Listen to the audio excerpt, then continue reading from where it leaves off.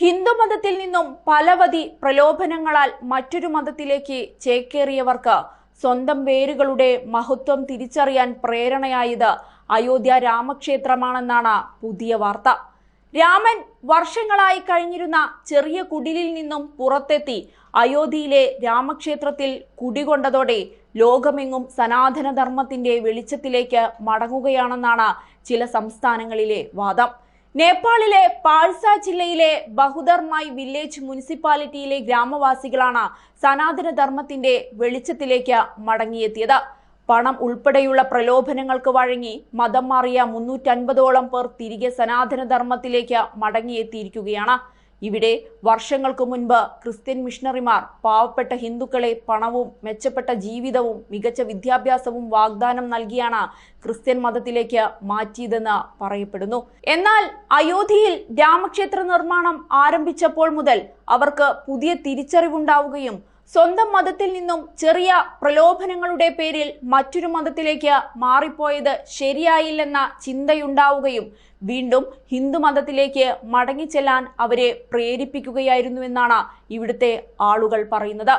ഈ കഴിഞ്ഞ ജനുവരി 22-നാണ് പ്രധാനമന്ത്രി മോദി അയോധ്യയിലെ രാമക്ഷേത്രത്തിൽ ശ്രീരാമന്റെ വിഗ്രഹം സ്ഥാപിക്കുന്ന പ്രാണപ്രതിഷ്ഠാ ചടങ്ങുകൾക്ക് നേതൃത്വം നൽകിയത്. ഇത് കണ്ടപ്പോൾ ഇവരുടെ ഉള്ളിൽ ഹിന്ദു മതത്തിലേക്ക് തിരിച്ചെത്താനുള്ള ആഗ്രഹം ശക്തമാവുകയായിരുന്നു. അതോടെ അവർ ഹിന്ദു സംഘടനകളുമായി ബന്ധപ്പെട്ട് തങ്ങളുടെ ആഗ്രഹം അറിയിച്ചു. പിന്നീട് വിശ്വ ഹിന്ദു പരിഷത്തിന്റെ നേതൃത്വത്തിലാണ് ഇവരെ വീണ്ടും ഹിന്ദു മതത്തിലേക്ക് കൊണ്ടുവരുന്നതിന്റെ ഭാഗമായി ചടങ്ങുകൾ സംഘടിപ്പിച്ചത്. ഗർവാപസിയുടെ അതായത് വീണ്ടും സ്വന്തം വീടായ ഹിന്ദു മതത്തിലേക്ക് മടങ്ങൽ ചടങ്ങിന്റെ ഭാഗമായി ഹവനം അടക്കമുള്ള കർമ്മങ്ങളാണ് ഇതിന്റെ പേരിൽ നടന്നത്.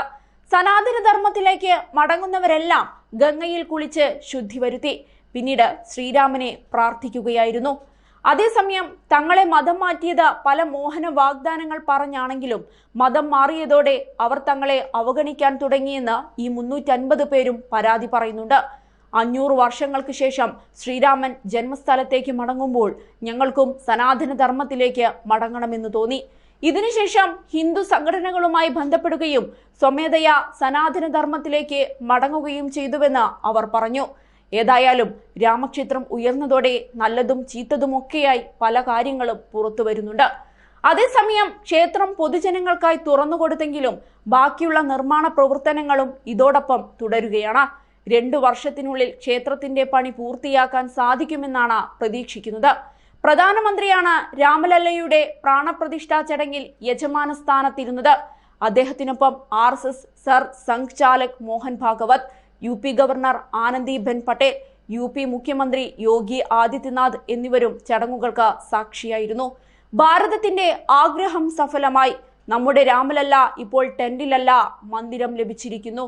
വൈകാരിക നിമിഷമാണിത്. വൈകാരികമായാണ് പ്രാണപ്രതിഷ്ഠാ ചടങ്ങുകളിൽ പങ്കെടുക്കാനായത്. അനേകരുടെ സ്വപ്നമാണ്. രാമക്ഷേത്രം യാഥാർത്ഥ്യമായി. പുതിയ ഇതിഹാസത്തിന് ഇവിടെ തുടക്കം കുറിക്കുകയാണെന്നായിരുന്നു ചടങ്ങിന് ശേഷം നരേന്ദ്രമോദി പറഞ്ഞത്.